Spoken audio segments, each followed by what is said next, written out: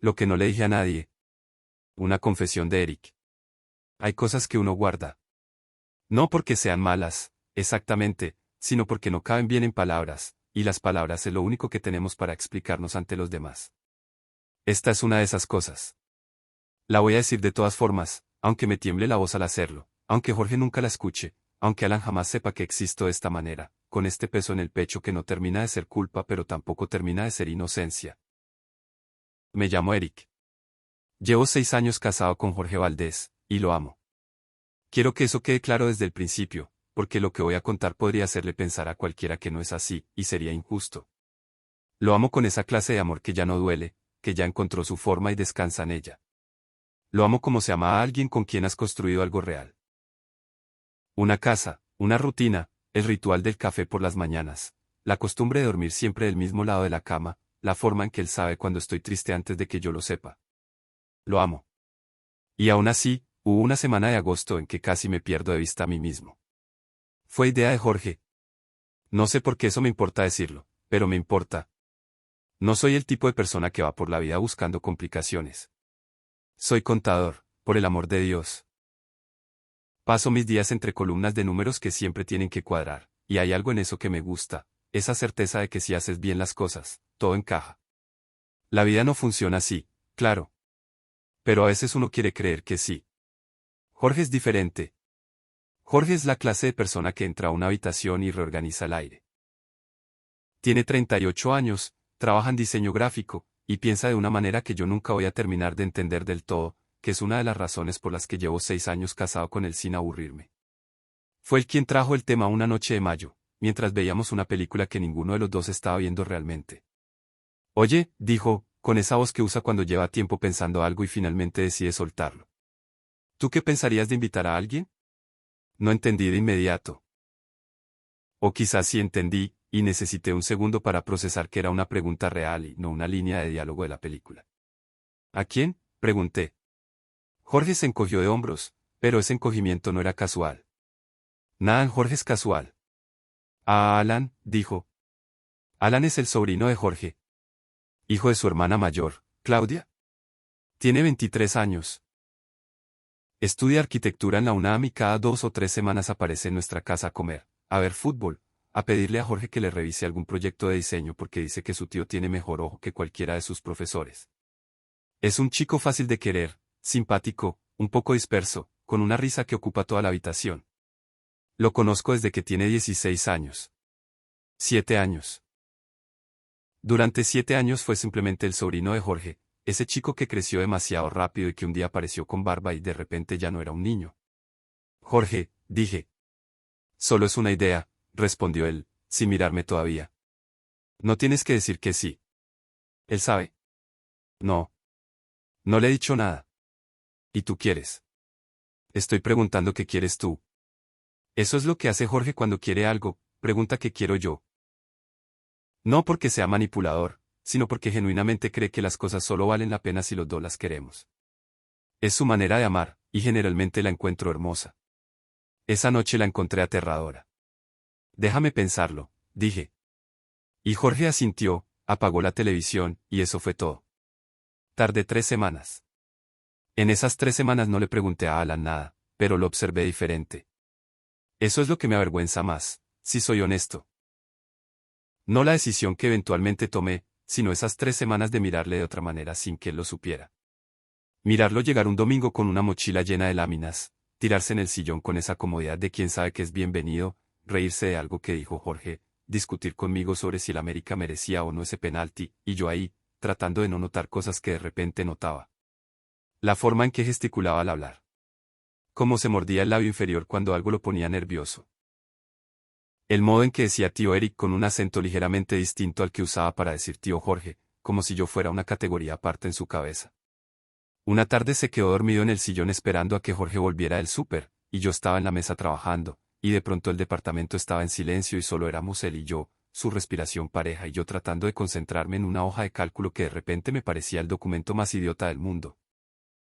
Me levanté a prepararme un café. Tardé más de lo necesario. Cuando volví, Alan seguía dormido, con un brazo sobre los ojos para bloquear la luz, y pensé, no puedo hacer esto. Y luego pensé, pero ya lo estoy haciendo. Le dije que sí a Jorge en un martes sin importancia, mientras desayunábamos. Él levantó la vista del café y me miró un momento, y luego asintió como si lo hubiera sabido siempre. ¿Estás seguro?, preguntó. No, dije. Pero sí. Sonrió. Una de esas sonrisas suyas que son pequeñas pero pesan mucho. Yo hablo con él, dijo. No sé qué le dijo Jorge a Alan. No estuve presente. Solo sé que 3 días después Alan me mandó un mensaje que decía, oye, tío Eric, ¿podemos hablar tú y yo un momento? Salimos a caminar. Era una tarde de principios de julio, todavía sin lluvia, con ese calor seco que tiene la Ciudad de México antes de que lleguen las tormentas. Caminamos media cuadra en silencio antes de que Alan dijera algo. No tengo que hacerlo si no quieres, dijo. Quiero que sepas eso. Tampoco tú tienes que hacerlo si no quieres, respondí. Ya lo sé. Pero quiero. Lo miré. Tenía esa expresión que a veces ponía cuando hablaba de algo que le importaba de verdad, los ojos un poco más quietos de lo normal, la mandíbula ligeramente apretada. ¿Desde cuándo?, pregunté, y no sé exactamente qué estaba preguntando, pero él lo entendió. Desde hace tiempo, dijo. Ustedes dos siempre me han parecido, no sé. Buenos juntos. De una manera que no abunda. Somos tu familia. Sí. También eso. No supe qué decir a eso, así que no dije nada.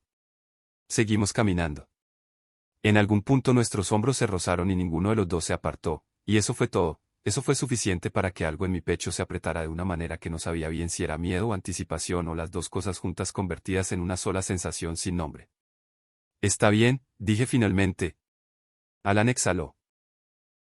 Un sonido pequeño, casi imperceptible, como quien llevaba tiempo sosteniendo el aliento. El fin de semana que fijamos llegó con una calma extraña. Jorge cocinó, cosa que hace cuando está nervioso, aunque él nunca lo admite. Yo puse música, cosa que hago cuando no sé qué hacer con las manos.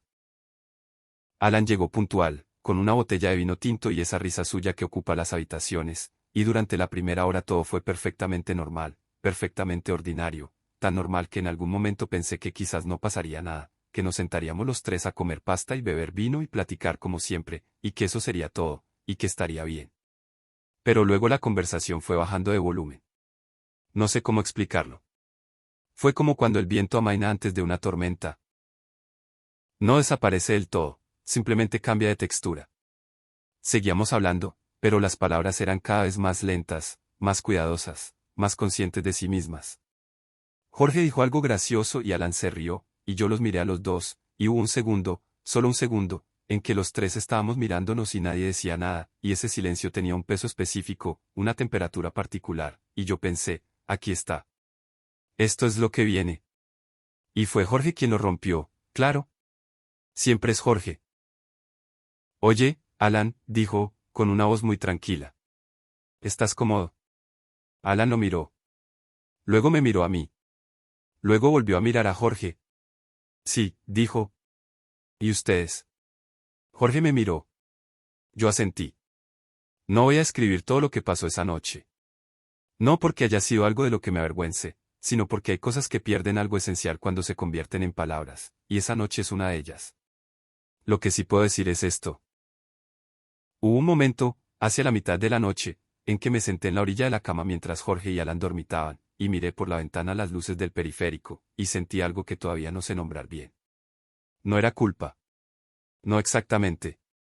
Era más parecido a esa sensación de cuando llegas muy lejos de tu casa y de repente te das cuenta de lo lejos que estás, no con miedo, sino con una especie de asombro. Alan se movió. Abrió los ojos y me vio ahí, sentado, mirando por la ventana. ¿Estás bien?, preguntó, con voz de sueño. Sí, dije. Seguro. Seguro. Me miró un momento más, y luego cerró los ojos otra vez. Jorge, sin despertar del todo, extendió un brazo y me encontró en la oscuridad, y su mano buscó la mía con esa precisión ciega que da el amor de 6 años, y la tomó, y eso fue todo. A la mañana siguiente desayunamos los tres. Jorge hizo huevos. Alan lavó los platos. Yo puse el café.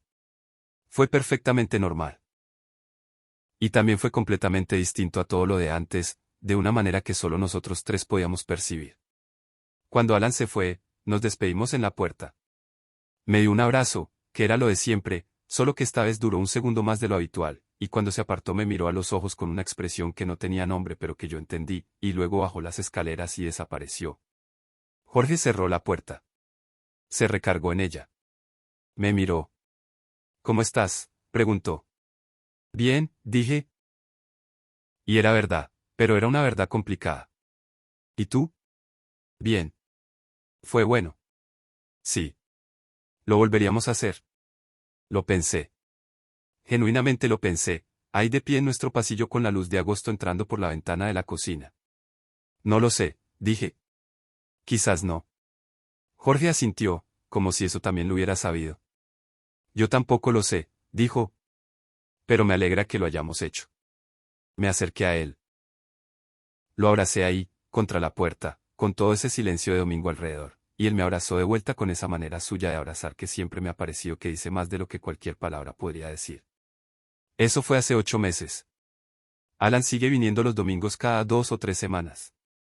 Seguimos viendo fútbol, discutiendo de arquitectura y diseño, comiendo lo que sea que Jorge haya decidido experimentar esa semana. Todo sigue igual, y también nada es exactamente igual, y esas dos cosas coexisten sin problema, que quizás es la cosa más adulta que he aprendido en estos 6 años de matrimonio. Hay cosas que pasan una vez y luego se convierten en parte de lo que eres, sin que puedas separarte de ellas, sin que quieras hacerlo. No son errores ni logros. Son simplemente capítulos, y los capítulos no se arrepienten de existir. Lo que siento por Jorge no cambió. Si acaso, se volvió un poco más nítido, de la manera en que a veces las cosas necesitan alejarse un poco para que puedas verlas bien. Lo amo con la misma certeza de siempre, solo que ahora esa certeza ha pasado por algo. Ha sido probada de una manera que no anticipaba, y salió entera. Lo que siento por Alan es más difícil de nombrar. No es amor, no de esa manera. Es algo más parecido a un reconocimiento, a saber que hay una versión de mí que existe solo en esa semana de agosto, que él y Jorge son los únicos que la conocen, y que eso nos hace algo el uno para el otro que no tiene un nombre en ningún idioma que yo conozca. No sé si algún día le cuente esto a alguien. Quizás no. Quizás estas palabras se queden aquí, en este cuaderno, en este cajón, en este silencio. Pero quería decirlo. Quería que existiera en algún lugar, aunque fuera en uno tan pequeño como este. Me llamo Eric. Llevo 6 años casado con Jorge Valdés, y lo amo. Y una semana de agosto, los dos quisimos a alguien más, juntos, y el mundo no se acabó. A veces eso es suficiente.